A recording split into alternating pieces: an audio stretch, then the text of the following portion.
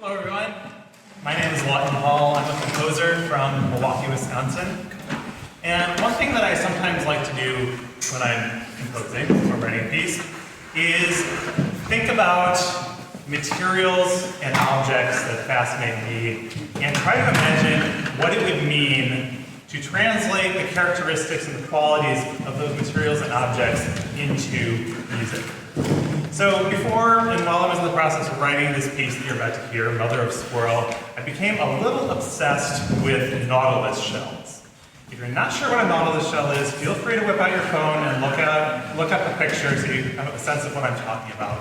Nautilus shells, it's a crustacean, it's a type of seashell. Nautilus shells, the inside of them is coated in this beautiful iridescent material.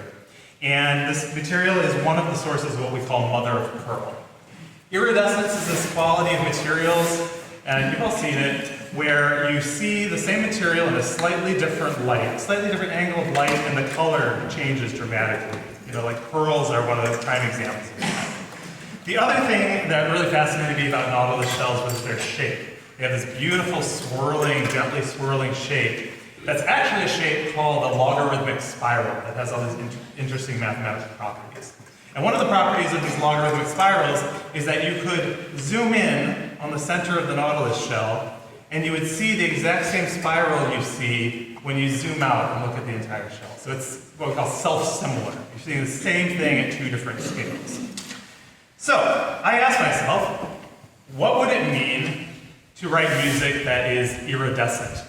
Music that changes depending on the light, changes color depending on the light. And I asked myself, what would it mean to zoom in and zoom out on music? Now, of course, there's no way to literally answer these questions because you can't shine light on music and you can't zoom in on music. But when you listen to this piece, I think you'll hear there are a lot of recurring motives, a lot of material that you'll hear over and over again.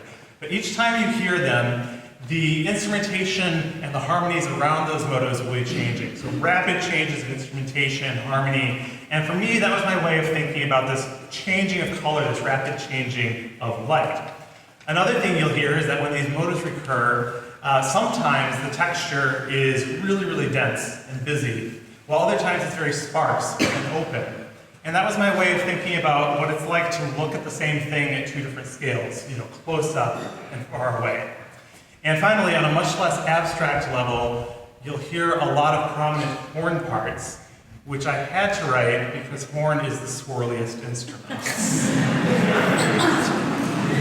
Before we begin, I want to thank Newfound Chamber Winds for putting on this awesome festival. I want to thank these wonderful musicians for learning and rocking a difficult piece in a very short period of time, and conductor Michael Gabriel, who will be out shortly.